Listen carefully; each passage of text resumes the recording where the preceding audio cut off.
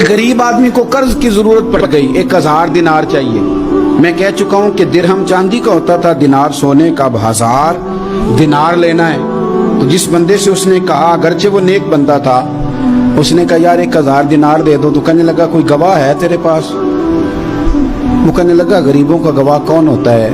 हाँ एक गवाह है। कहा कौन? का मेरा रब, वो तेरे और मेरे बीच गवाह है। उसने कहा कोई कफील, अगर तू पैसे ना दे सके तो वो बाद में दे दे, या तुझे कुछ हो जाए तो वो दे दे। उसने कहा कफील भी मेरा अल्लाह ही है। मेरे पास अगर है तो रब करीम का नाम है, अगर एतमाद कर सकता है तो कर ले। बंदा नेक था, उसने कहा रब के नाम पे, रब की किफालत पे, अल्लाह को गवाह बना के मैं तैयार हूं तुझे 1000 देने की। उसने 1000 दिनार दे दिया। वक्त वापसी का तय हो गया।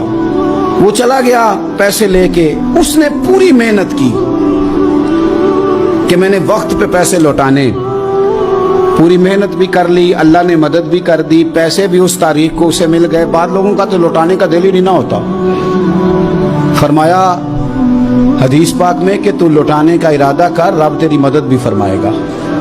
लेकिन यहाँ बहुत सारे लोग कहते हैं खैर है, इरादा ही नहीं। तो फिर जिस तरह का बंदे का गुमान हो, रब भी उसी तरह का मामला फरमाता है।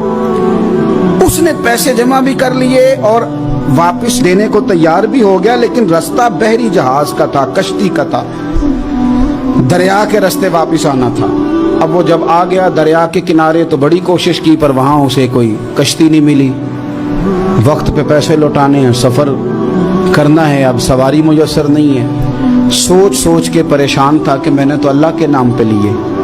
अचानक दिल में एक तजवीज़ आई। उसने एक लकड़ी ली, लकड़ी को अंदर से खोला, 1000 दिनार उसमें भरा। बुखारी पढ़ रहा हूँ, और साथ एक खत भी लिखा कि यार मैं पैसे पहुंचाना चाहता था पर मुझे कोई चीज नहीं मिली दरिया के उस पार आने, अल्लाह के नाम पर तेरी तरफ रवाना कर रहा हूँ। और ये कह के वो लकड़ी दरिया में रख दी।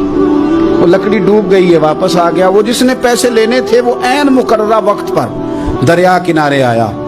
सुबह से सरे शाम तक उसने इंतजार किया। दिल ढलने लगा तो दिल में ख्याल आ गया कि यार नहीं, उसने देने ही नहीं, झूठा वादा कर गया, पहुंचा ही नहीं वक्त पे।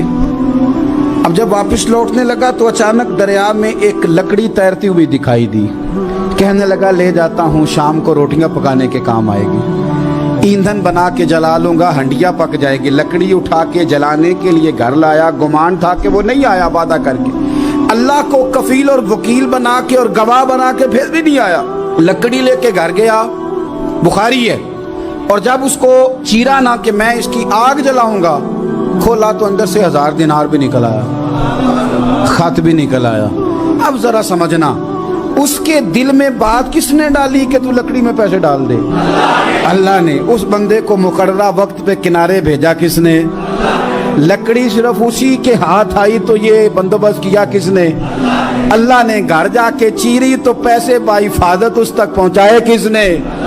तो फिर हमें भी तवज्जो अल्लाह की जानिब भी करनी चाहिए।